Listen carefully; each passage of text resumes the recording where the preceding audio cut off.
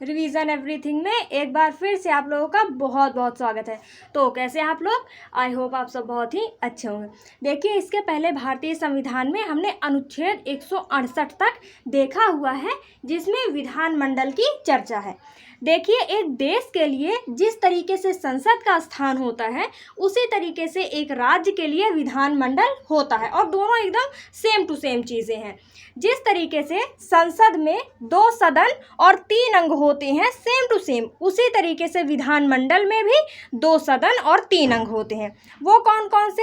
2 सदन में विधानसभा, विधान परिषद, और 3 अंग में विधानसभा, विधान परिषद और राज्यपाल होते हैं।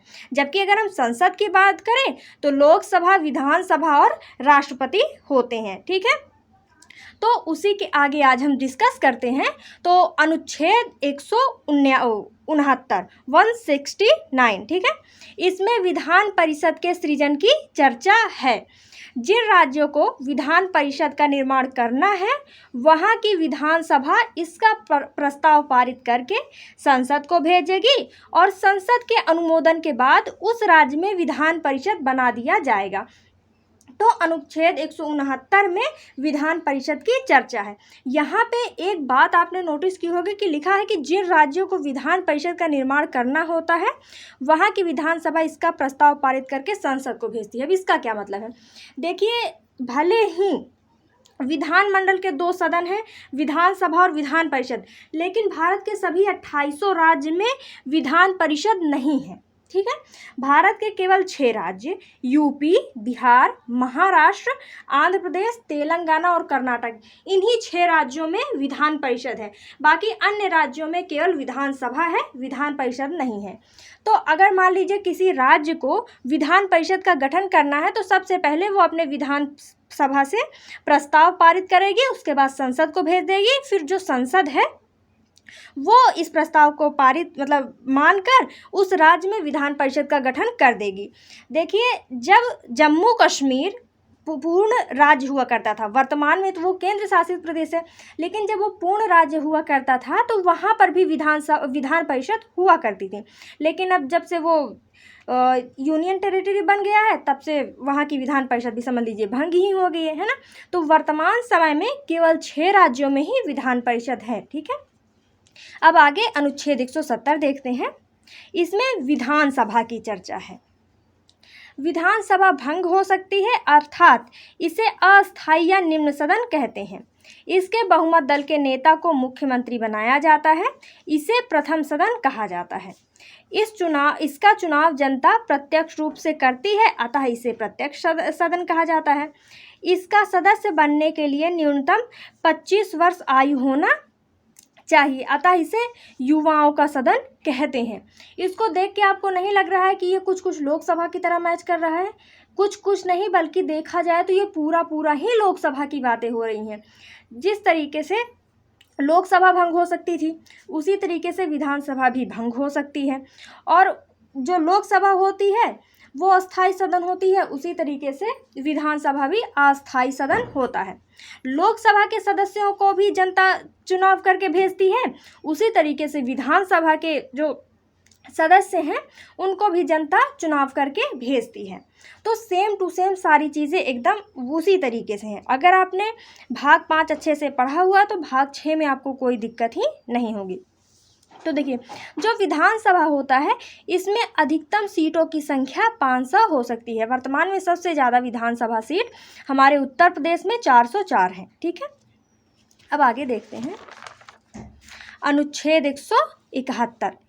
इसमें विधान परिषद के गठन की चर्चा है।